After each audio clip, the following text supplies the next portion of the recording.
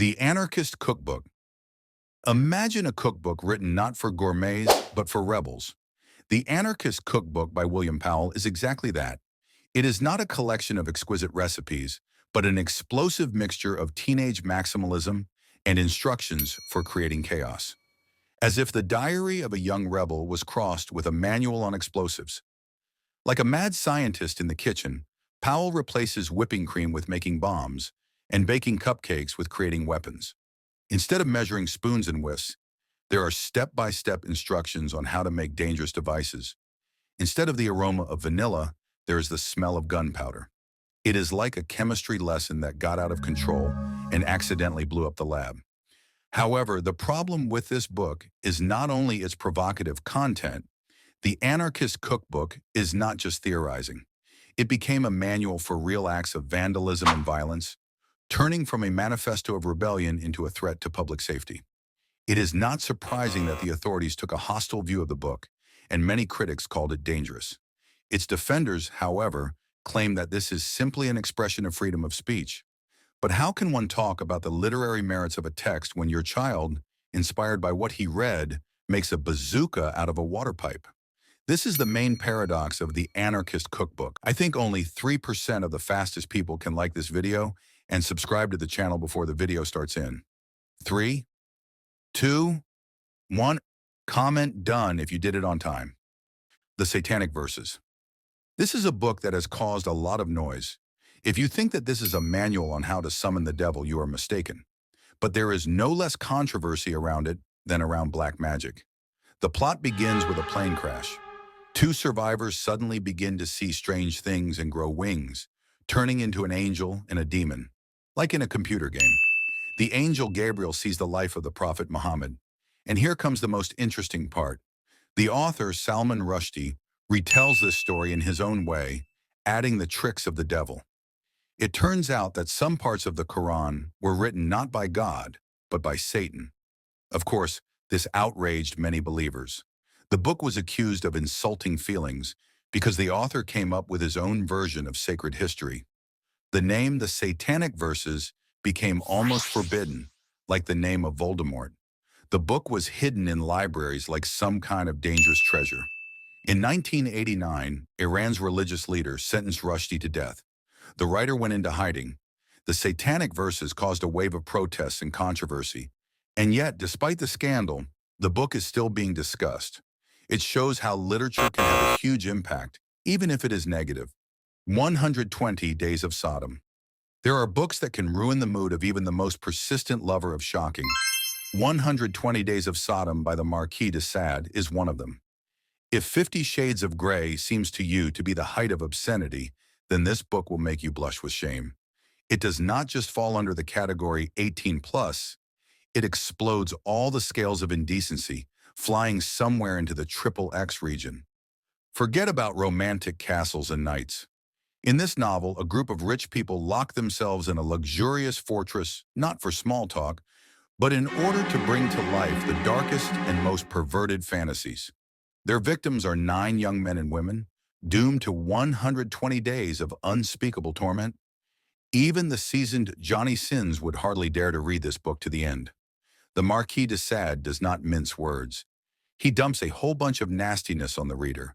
Sadism, masochism, and other perversions are served here like gourmet dishes on a buffet.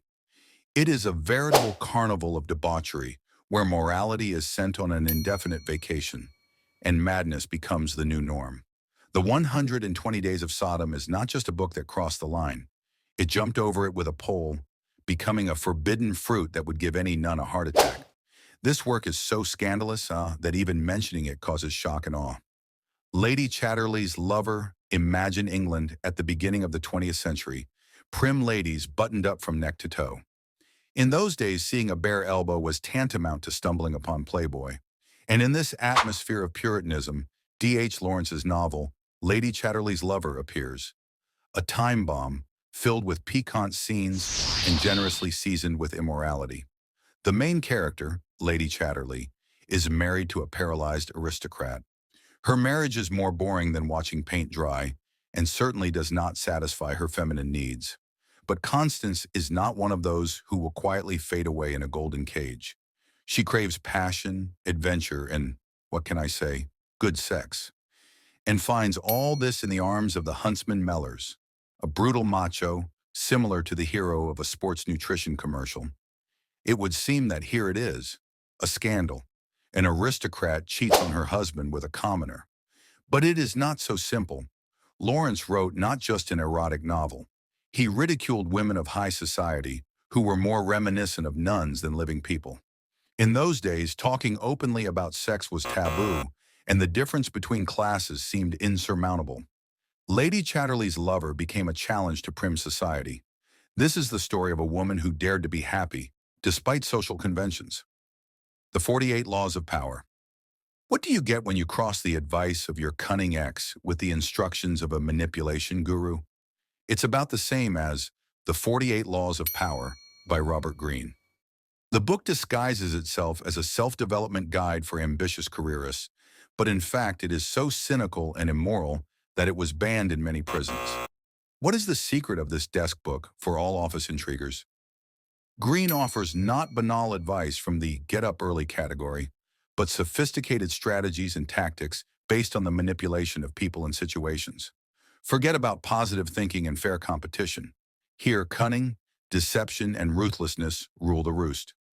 One of the laws, for example, teaches how to masterfully hide your true intentions, the perfect recipe for becoming the most slippery type in the team. Another cynically advises shifting your work onto other people's shoulders, turning colleagues into puppets. In the cruel world of the corporate jungle, where everyone is fighting for a place in the sun, such methods may bring success. But using them in everyday life is at the very least unsightly and at the most dangerous. It is not surprising that the 48 Laws of Power were banned in schools. It is unlikely that anyone wants the school cafeteria to turn into a branch of Game of Thrones, even without dragons. Lolita Vladimir Nabokov is the kind of friend who shares his deepest, sometimes shocking fantasies without embarrassment. The novel takes us into the mind of Humbert Humber, a man with an extremely twisted worldview, obsessed with 12-year-old Dolores Hayes, whom he affectionately calls Lolita. Reading Lolita is like watching a train wreck in slow motion. You sense the catastrophe, the inevitable collapse of the protagonist's morality. Just imagine explaining to your friends that you are reading a book about a man who sees a child as an object of desire. Lolita is undoubtedly a literary masterpiece in terms of language and style, but it is impossible to accept the perverted love of an adult man for a teenage girl. Nabokov doesn't just try to justify pedophilia ineptly, he shows the tragicomic nature of a character who keeps stepping on the same rake. Nabokov's genius is that he makes us feel both disgust and admiration at the same time. We admire the writer's skill, but reject the subject of his story. Such a contradiction is dangerous for a society that strives to protect childhood from sexualization. Animal Farm. This is a children's fairy tale by George Orwell, which quickly turns into a dark dystopia. On the farm of Old MacDonald, animals revolt, drive away people, and decide to manage their own lives. It would seem to be an idyll, no oppressors, complete freedom and equality. But it was not so. Orwell masterfully uses allegory to ridicule political realities. Cute pets become a reflection of human society with all its vices. Pigs, who initially proclaimed the equality of all animals, gradually seize power, turning into new tyrants. The farm turns into a pigsty. Animal Farm is a caustic satire on revolutions, which, promising freedom and equality, often lead to the establishment of new dictatorships. It is not surprising that many governments saw this book as a threat and rushed to ban it, fearing that readers would begin to draw too obvious parallels between the pigs in the book and their rulers. Slaughterhouse-Five, Kurt Vonnegut's Slaughterhouse-Five, is more than just a story about time travel and aliens. It is an anti-war cry from the heart, disguised as science fiction. The novel tells the story of a soldier named Billy Pilgrim who is lost in time and space. He chaotically moves between different eras of his life, from the horrors of war to absurd encounters with aliens. At the height of the Cold War, when American society was saturated with patriotism and anti-communist propaganda, Slaughterhouse-Five became a real dissonance. The book, denying the heroism of war and ridiculing militarism, was perceived as a slap in the face of American values. Imagine someone walking around a military parade wearing a t-shirt with peace slogans on it. The effect would be about the same. Vonnegut wasn't just telling a story, he was challenging public opinion. Brave New World. Now imagine a world where everyone is happy, suspiciously happy.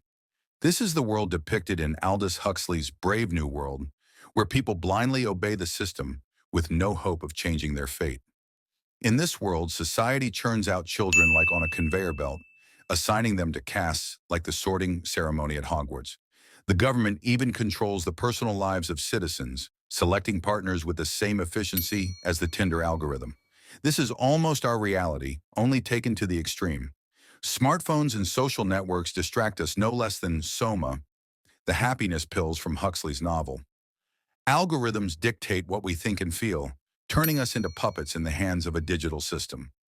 We live in a dystopian sitcom where the joke is our own lives. I don't think you'll be able to click on my next video before time runs out.